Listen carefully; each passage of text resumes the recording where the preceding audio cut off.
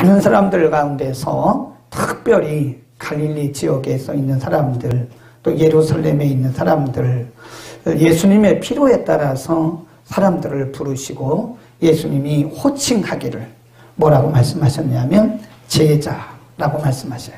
너는 나를 따라와라. 내가 너로 사람을 낚는 어부가 되게 할 것이다. 그러니까 이 제자의 삶이라고 하는 것은 그들이 무슨 자격이 있는 것도 아니고 그들이 자원한 것도 아니고 그냥 예수님이 지나가시다가 하나씩 핀센트로 뽑듯이 뽑아내신 거예요. 그리고 너는 나를 따라와라.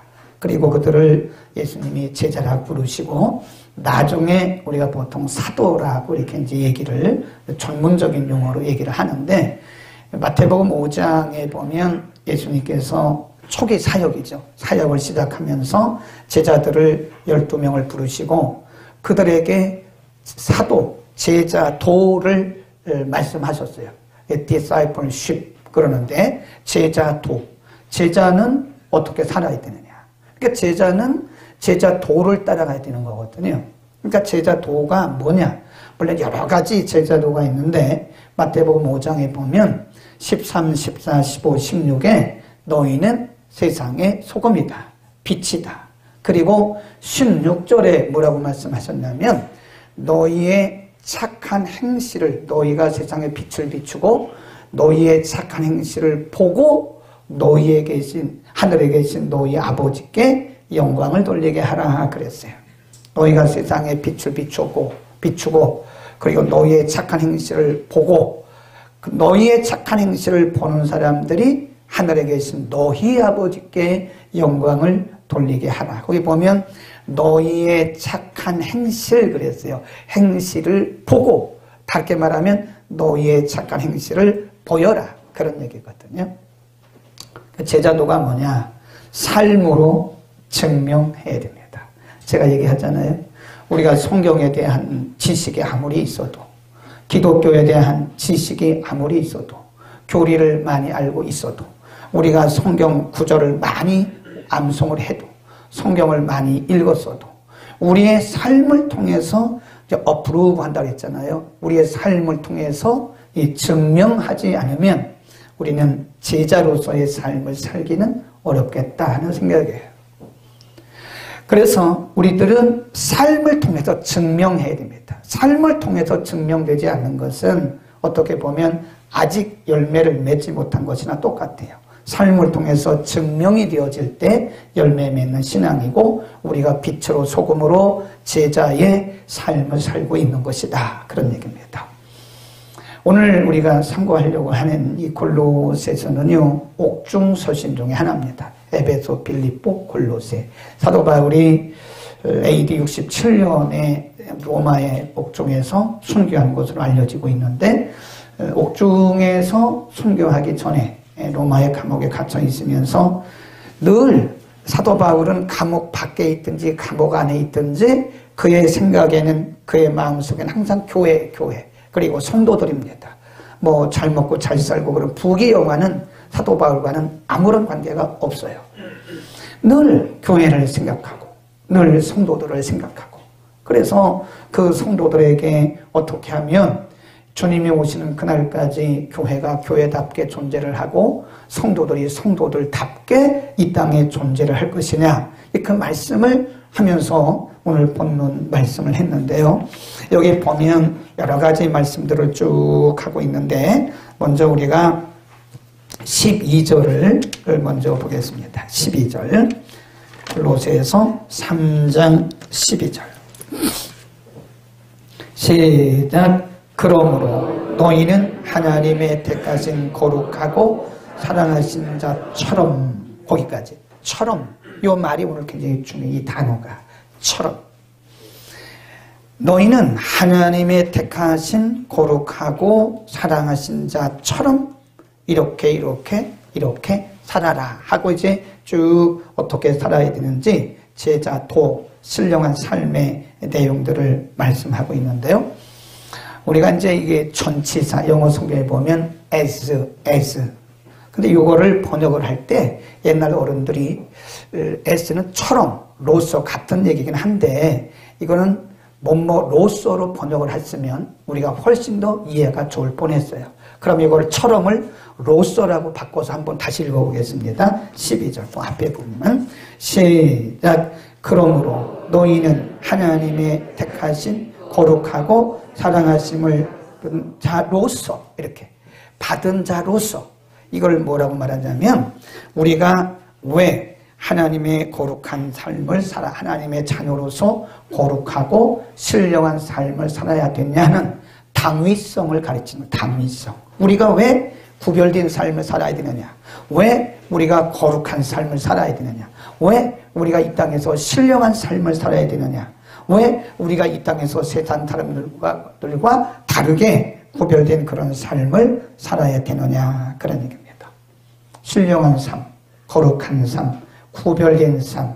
왜 그러냐? 거기 보면 그러므로 너희가 하나님의 택하신 거룩하고 사랑하신 자로서 그 말이에요. 하나님께서 우리를 택하시고 우리를 사랑하셨기 때문에 그런 뜻이에요. 그 당위성입니다. 우리가 이 땅에 있으면서 이 땅에 살면서 성도들로서 크리스찬으로서 거룩하고 구별되고 또 신령한 삶을 사는 것은 선택이 아닙니다. 이건 필수입니다. 필수. 하나님이 우리를 선택하셨고 우리를 구원하셨기 때문에 그래서 우리는 이 땅에 있는 동안 이 거룩하고 구별되고 신령한 삶을 살아야 할 의무가 있어요. 이걸 당위성이라 그래요. 반드시 우리는 그렇게 살아야 된다. 사명입니다. 사명. 구원받은 우리들이 아무렇게 살아가는 것은 사명을 저버린 거나 똑같아요. 사명이라는 게 무슨 신학교 가서 목사가 되고 선교사가 되고 선교지 그것만 사명이 아닙니다. 내가 사는 곳에서 내가 머무는 곳에서 우리가 구별되게 그리고 신령하게 거룩한 하나님의 백성으로서 살아가는 그것이 사명이에요. 사업을 하는 분들은 사업장에서 사업을 거룩한 모습으로 해야 돼요. 일반인과 똑같으면 안 돼. 그건 사명을 저버린 거나 똑같은 거예요.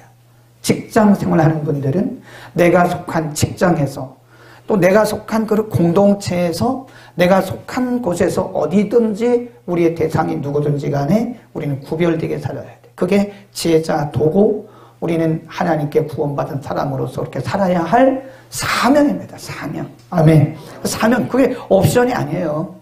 선택이 아닙니다. 그것은 필수입니다. 필수. 어디서든지 우리는 그렇게 살아야 된다.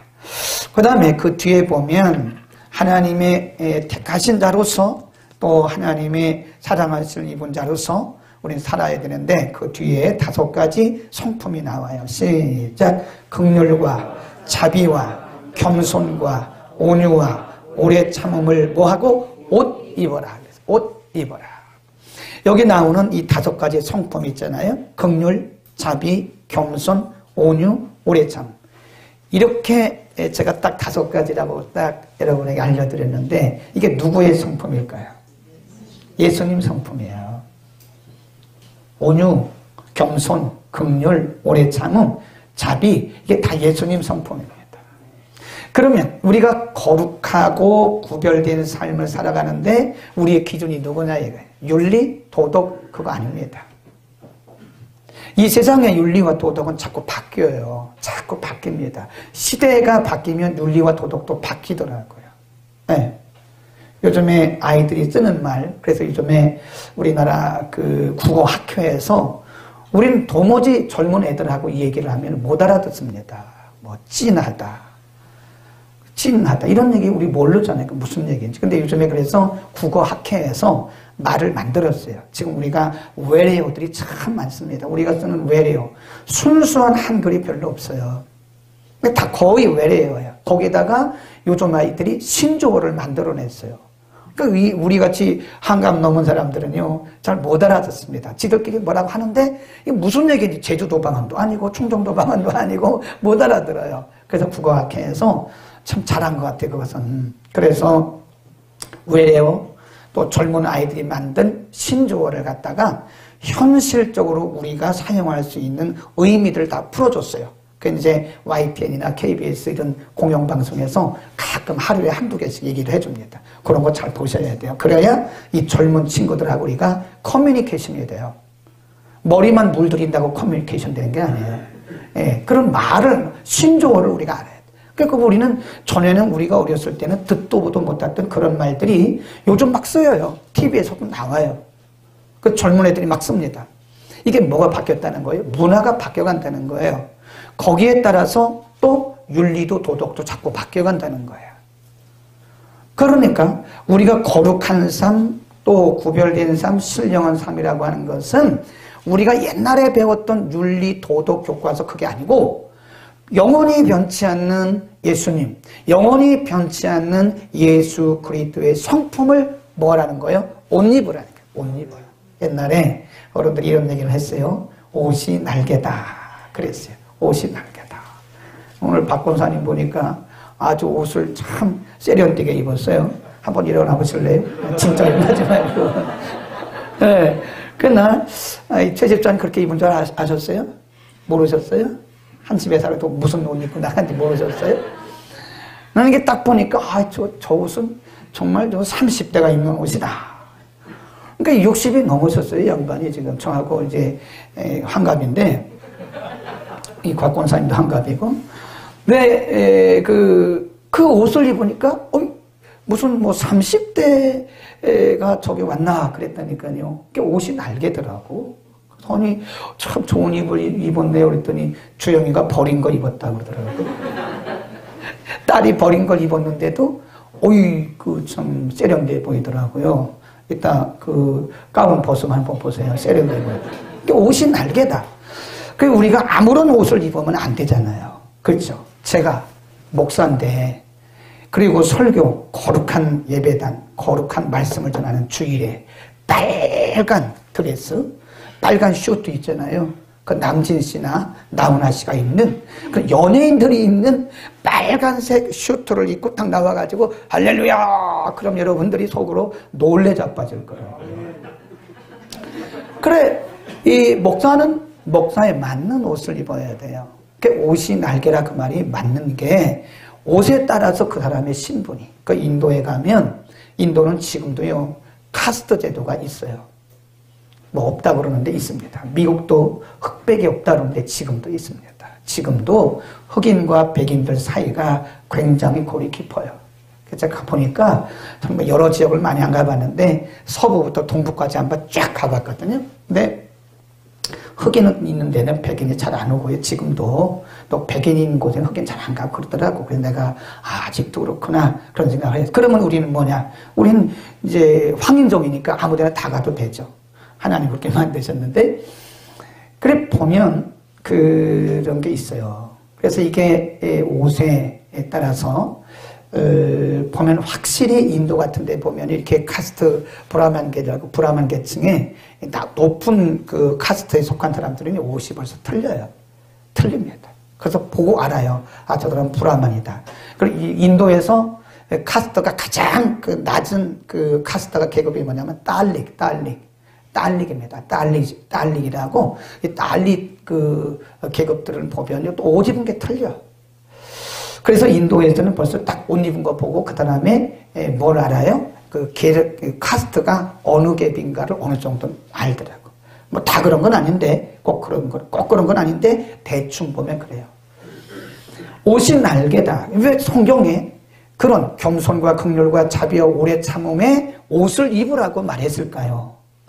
옷이 날개라고 그랬는데 왜 그런 옷을 입으라고 그랬을까요? 그 5가지 성품이 누구의 성품이에요? 예수 그리스도의 성품이에요. 그러면 대관절 우리가 거룩하고 구별되게 산다는 게 뭐예요?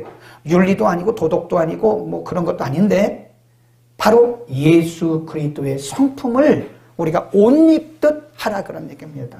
그래서 우리를 보면 예수님이구나, 작은 예수님이구나, 그렇게 Little Jesus라고 그런다. 작은 예수구나. 예수님.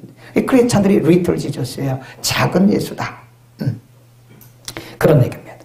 그래서 우리는 긍휼, 자비, 겸손 이건 기본입니다. 우리 가장 기본적인 성품이 돼야 되는 거예요. 근데 그게 한 번에 되겠습니까? 오늘 정장로님 참 기도를 너무 은혜롭게 하셨어요. 제가 이제 장로님들이 기도를 은혜롭게 하시면 기도문을 카피해 달라고 합니다. 카피해 주세요. 제가 카피 해달라고 하는 날은 기도를 참 은혜롭게 하신 날이에요. 다른 분들도 은혜롭게 하셨는데 그 기도에 보면 그런 아주 우리의 모습을 적나라하게 다 이렇게 언급을 하셨어요. 우리가 참 믿음이 좋은 것 같았는데 막상 어려운 일을 만나고 나니까 여지없이 무너지더라. 내가 거룩한 성도인 줄 알았는데 막상 세상에 맞닥뜨리니까 세상의 모습이 그대로 나오더라. 우리의 모습을 그대로 고백하면서 기도하신 거 아니겠어요? 근데 우리가 그런 모습으로 살아가는 우리들인데 그게 어떻게 가능하냐? 그것은 사실 우리의 힘과 우리의 노력만은 힘들어요. 말씀과 성령을 힘입어야 됩니다. 그러니까 자꾸 예수님이 우리 안에 들어오시면 내가 예수님을 인격적으로 모시잖아요. 그러면 사실은 내가 막 그런 예수님의 성품을 드러내려고 하지 않아도 자동적으로 자연스럽게 우리를 통해서 예수님의 성품이 드러나게 되는 거란 말이에요. 우리는 예수님의 성품을 옷 입읍시다. 이렇게 옷 입어 예수님의 성품으로 우리 옷 입어서 우리를 통해서 예수님의 성품이 드러나야 된다. 그런 말씀이고요. 그 다음에 쭉 내려가서 13절에 보시면요. 13절 한번 읽겠습니다. 시작. 누가 네게 혐의가 있거든. 거기 줄 걸으세요. 누가 네게, 이 말은 이 공동체 안에서 우리의 이 커뮤니티 안에서 누구나 다 그럴 수 있다는 거예요. 서로가 혐의가 있을 수 있고 서로가 실수가 있을 수 있다는 것입니다. 누가 네게 혐의가 있거든 서로 용납하여 피차 용서하되 그랬습니다. 서로 용납하고 용서하라. 이 두 가지 단어가 나왔어요.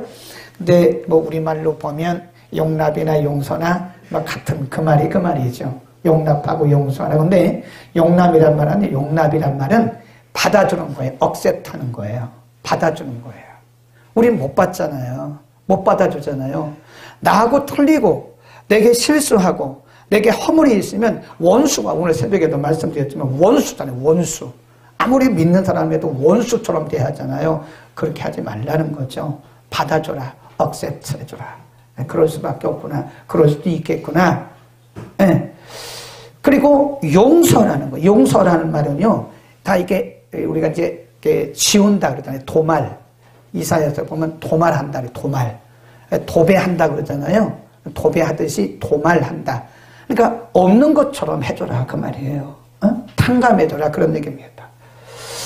공동체 안에서 일어나고 있는 일들이에요. 우리가 교회 공동체가 다 거룩한 사람만 모인 것이 아닙니다. 그리고 교회 공동체라는 게 믿음이 좋은 사람만 모인 것도 아니에요. 교회는 천차만별의 사람들이 다 모인 것이에요. 생각도 달라요. 관점도 다 달라요. 신앙의 이 성장 기준도 다 달라요. 교회만큼 다양한 사람들이 모이는 곳이 없어요. 그래도 우리는 하나예요. 하나. 그래도 한 공동체. 그래서 one body라고, one body. 한 몸이다. 한 몸. 이렇게 다양한 분들이 모였기 때문에 사실 이곳에서 상처받기 제일 쉬운 곳이 교회입니다. 네. 그리고 실망하기 제일 좋은 곳이 교회입니다. 상처 주기 좋은 곳이 상처만 받는 게 아니에요. 내가 상처 주기 쉬운 곳이 교회예요. 그러나 또 바꿔서 말하면 우리가 정말 예수님의 마음을 잊고 살아간다면 가장 편한 곳이 교회예요. 무슨 말을 해도 여기는 다 용납이 되잖아요. 그러나 교회 밖에서는 용납이 안 됩니다. 100개 중에서 99개를 잘하다가 1개를 잘못하면 그때부터 원수가 되는 것이고 그때부터 완전히 이 사람은 뭐 죽일 놈이 되는 거예요. 그러나 교회는 그렇게 되면 안 된다는 거죠. 그렇게 되면 안 된다. 1개를 잘하다가 99개를 잘못해도 받아줘야 된다는 거예요. 억셉트 해줘야 돼요. 누가 누구에게 혐의란 말은 실수를 얘기해요. 실수. 이게 어떤 그 법적인 용어가 아닙니다. 도덕적인 용어예요. 도덕적, 윤리적인 용어예요. 누가 누구에게 혐의가 있거든. 누가 누구에게, 그 말은 누구나 다 그럴 수 있다는 거예요. 누가 누구에게 혐의가 있는 것이 드러나거든 신령한 너희는 뭐 하라고요? 용납하고 용서해주고. 어떤 사람 이러잖아요. 난 다른 건 다 용서하겠는데 그건 내가 용서 못한다고. 그럼 말씀과 위배되는 거예요. 그 뒤에 보여요. 누가 뭐라 그랬어요? 누가 누군가 한 것처럼 예수님께서 우리를 용서하신 것처럼 그랬어요. 주께서 너희를 용서하신 것처럼 너희도 그리하라. 예수님이 우리의 죄를 용서하셨는데 어떤 것은 용서하시고 어떤 것은 용서 안 하셨죠. 그렇죠? 아니잖아요. 예수님이 우리의 모든 죄를 다 용서하셨어요. 아멘.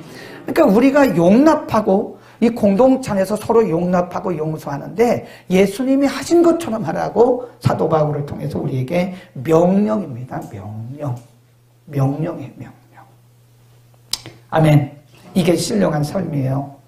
우리가 누군가를 미워하고 증오하고 이런 마음들이 우리에게 꽉 차 있어. 그리고 하나님 앞에 기도하면요, 그 기도가 응답이 안 됩니다. 제가 새벽에 말씀드렸잖아요. 우리가 그렇게 많이 기도하고 금식하고 우리가 그렇게 많이 작정기도 했는데 기도의 응답이 더뎌지는 이유 중에 하나는 하나님과 우리 사이에 막힌 담이 있고요, 사람과 사람 사이에 막힌 담이 있는 거예요.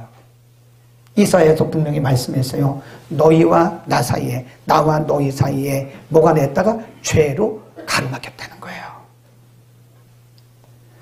이 신앙생활이라는 게 이게 안 보이는 영적인 세계잖아요. 자기가 말하지 않으면 아무도 몰라요. 그러나 하나님 앞에서 우리가 정직해야 되고 그 사람에게도 정직해야 돼요. 우리의 예배가 하나님 앞에 잘 상달이 안 된다, 우리의 기도가 응답이 잘 안 된다 하는 것은 하나님과 우리 사이에 막힌 담이 분명히 있을 수 있어요. 그것부터 빨리 회개를 해야 우리의 기도가 응답이 되는 것이고요.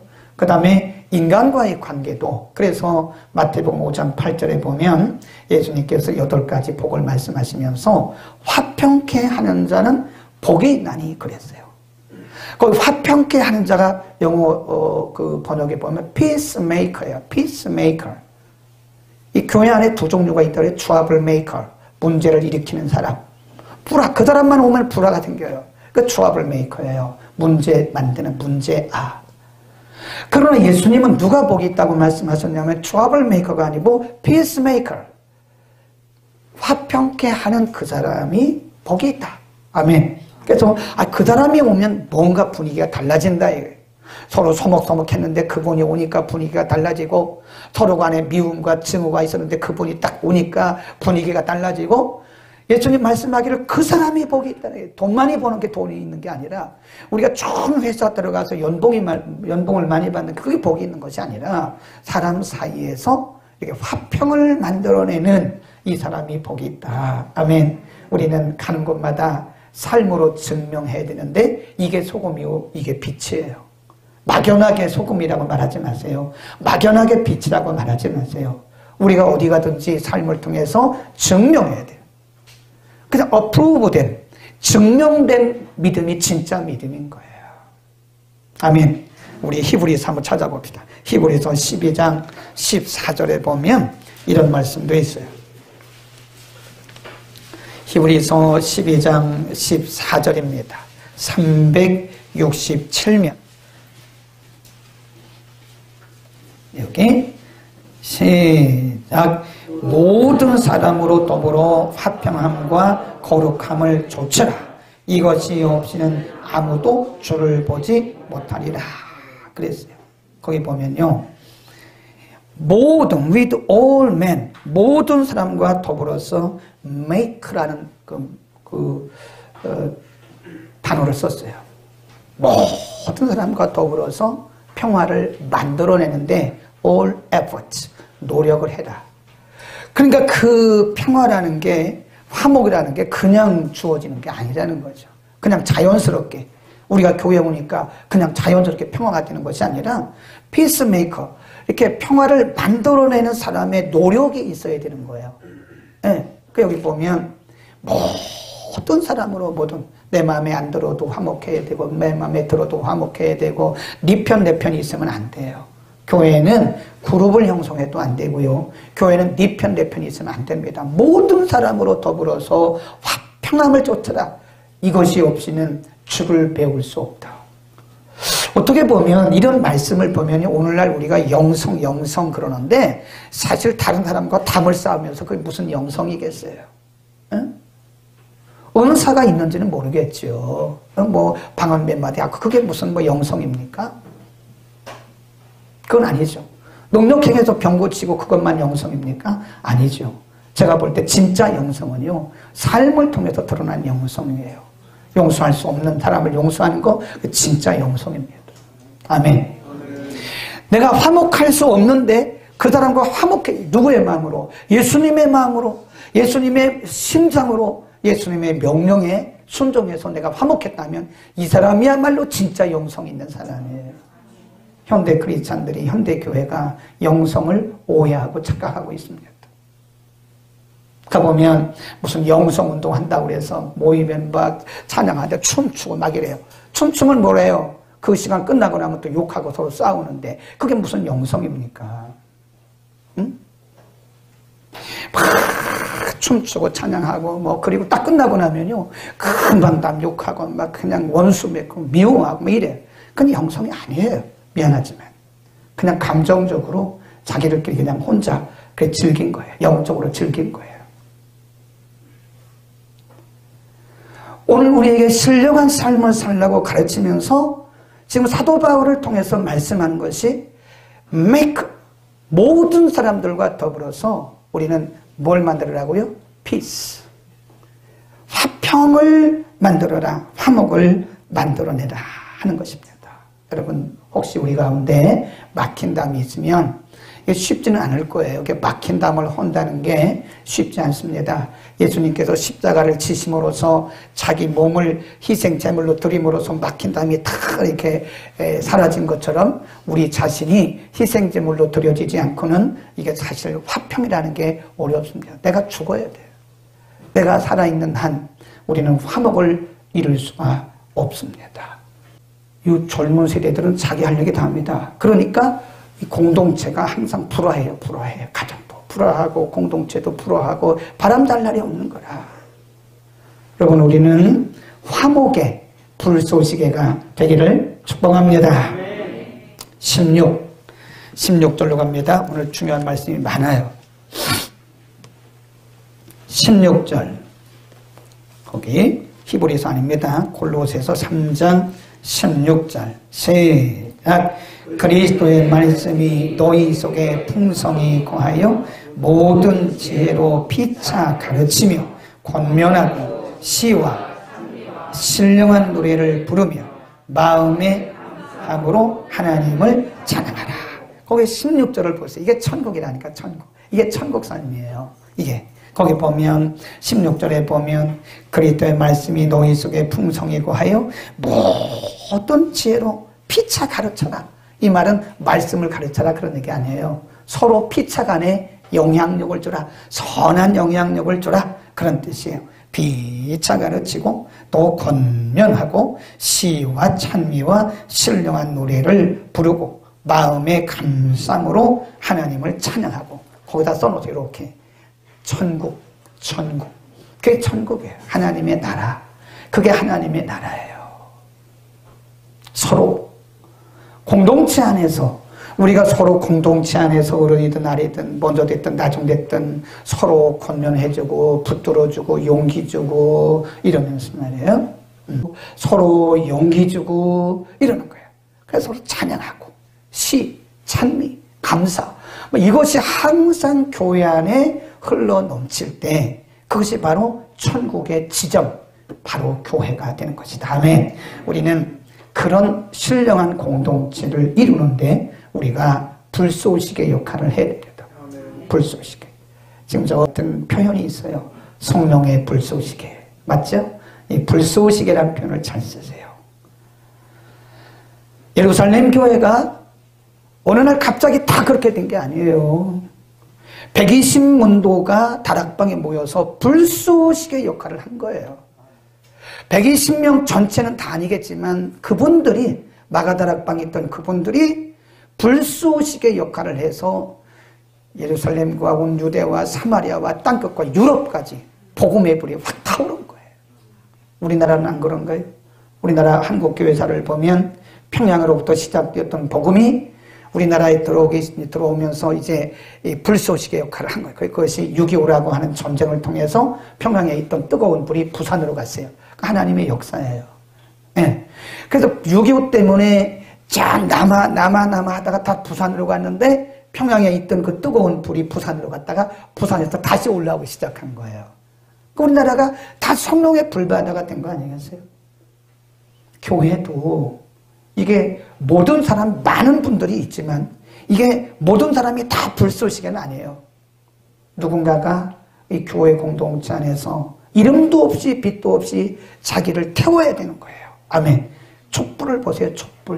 촛불이 자기가 타지 않고는 빛이 안 납니다. 소금, 자기가 녹아지지 않고는 맛이 안 납니다.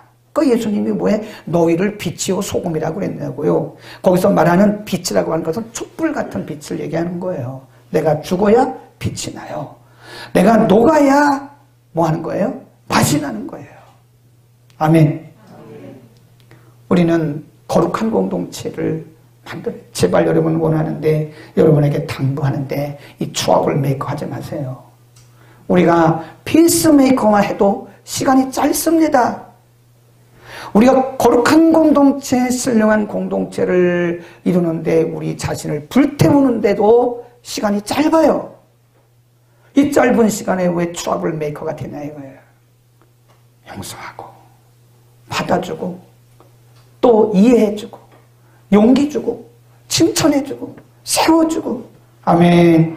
그런 공동체를 우리가 서로 간에 이 서로란 말이 굉장히 중요해요.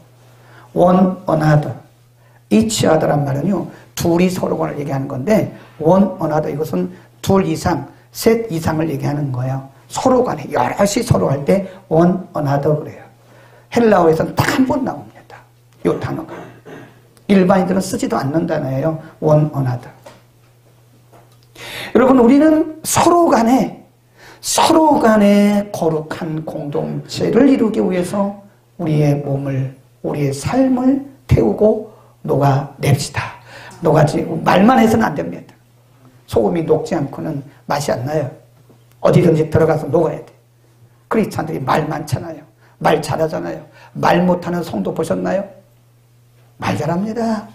안 믿는 사람들이 예수쟁이 무슨 쟁이라고 그래요? 알지. 예수쟁이 말쟁이 그래요. 말 못하는 예수쟁이 없더라고. 말 잘해야죠. 왜냐면 이렇게 양질의 설교를 들으니 뭐 들은 게 얼마나 많겠어. 예? 다른 교회 말고 우리 교인들은 뭐 양질의 설교를 들으니까 아는 것도 많아요. 그러니까 말도 잘해요. 그 안 믿는 사람들이 뭐라 그러냐. 저 예수쟁이들 저것들 말쟁이야. 말만 그렇지 희생도 안 하고 자 밥 한 그릇 안 사고 그러면 안 돼요. 우리가 먼저 사야 돼요. 반드시 기억하세요. 소금이 녹아야 맛이 나는 것이고 초는 자기가 타야 불이 나는 것이지 빛이 나는 것이지 녹지도 않고 타지도 않고 어떻게 우리가 제자로 산다고 말을 하냐 이게 맞지요? 아멘. 아멘을 크게 하면 그냥 끝날라고 그랬는데 아멘 잘 하나 더 하겠습니다. 예, 원래 다 하려고 했던 거예요. 예, 마지막 보겠습니다. 굉장히 중요한 말씀이 있습니다. 마무리를 이렇게 하고 있습니다. 그렇게 하려면 어떻게 해야 되느냐? 16절에 이렇게 말씀했어요. 그렇게 하려면 우리가 제자도로서 어디 가든지 빛과 소금으로서 그렇게 거룩한 공동체를 이루는데 역할을 하기 위해서는요 중요한 게 뭐냐면 그리스도의 말씀이 너희 속에 뭐 해야 돼요? 풍성해야 돼요. 이 말은 그렇게 말하면 은혜가 충만해야 된다. 말씀과 은혜로 충만해야 이것이 가능한 것이 은혜 떨어져 봐요. 은혜 떨어지면 우리가요 아주 트러블 메이커예요. 트러블 메이커. 문제야. 은혜 떨어지면 문제야가 돼요. 네.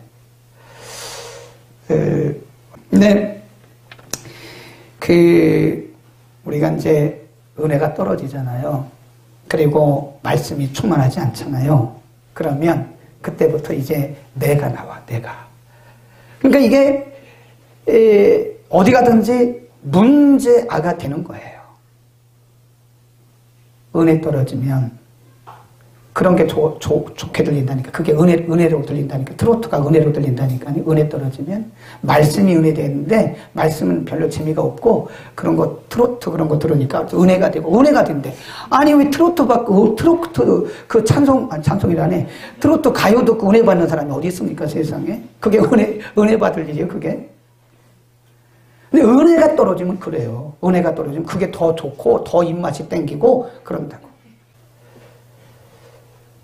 은혜가 떨어지면 안 됩니다. 그러니까 보니까 말씀이 너희 안에 풍성히 거해야 된다. 말씀이 내 안에 거해야 내가 빛이 되고 소금이 되는 거지. 은혜 떨어져 봐요. 우리는 어디 가든지 트러블 메이커입니다. 문제야. 늘 말씀과 성령으로 충만할 수 있기를 축원합니다.